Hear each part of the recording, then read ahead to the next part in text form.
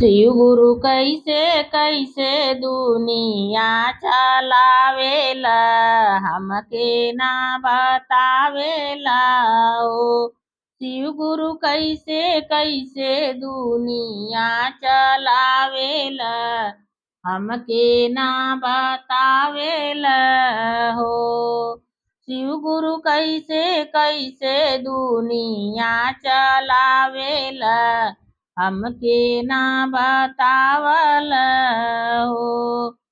शिव गुरु केहू के दियल दुई चार ललवा, शिव गुरु केहू के देल दुई चार बिटिया। शिव गुरु केहू के बाझिनी बनावेल, काही के तरसावेल ना।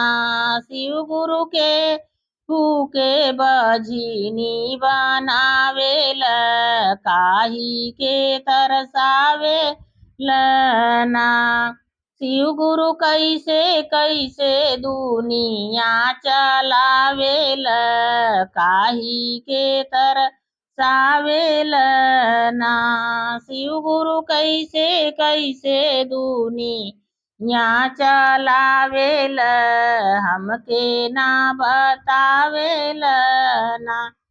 केहू के देल दुई, केहू के देल एक दू पैरा, केहू के देल दू पैरा, केहू के नाही देल एको पैरा, काही के तरसावेल, केहू के नाही देल एको गोड़वा, काही के तरसावेल ना।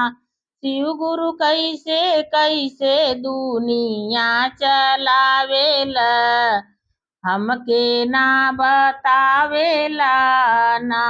शिव गुरु कैसे कैसे दुनिया चलावेल, हमके ना बतावेल ना।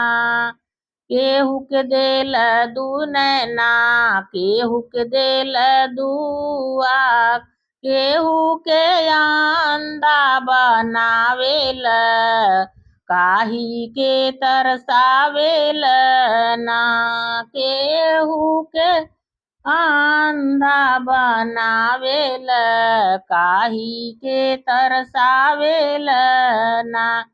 शिव गुरु कैसे कैसे दुनिया चलावेल, हमके ना बतावेल हो। शिव गुरु कैसे कैसे दुनिया चलावेल, हमके ना बतावेल ना।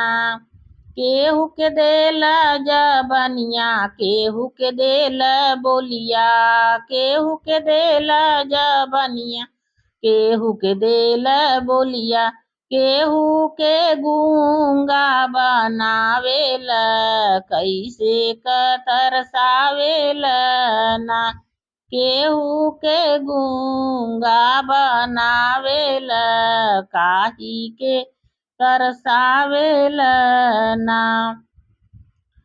शिव गुरु कैसे कैसे दुनिया चलावेल, हमके ना बतावेल ना।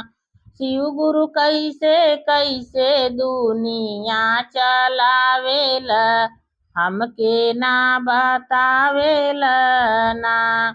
केहू के देल एक कान, केहू के देल दुई कान, केहू के बहिरा बनावेल, काही के तरसावेल ना। केहू के बहिरा बनावेल, काही के तरसावेल ना। शिव गुरु कैसे कैसे दुनिया चलावेल, हमके ना बतावेला ना। शिव गुरु कैसे कैसे दुनिया चलावेल, हमके ना बतावल ना। शिव गुरु कोई के धन से ठिया बनावेला, केहू के अमीर बनावेला। शिव गुरु कोई के अइसन गरीब बनावेला, काहे के तरसावेला ना।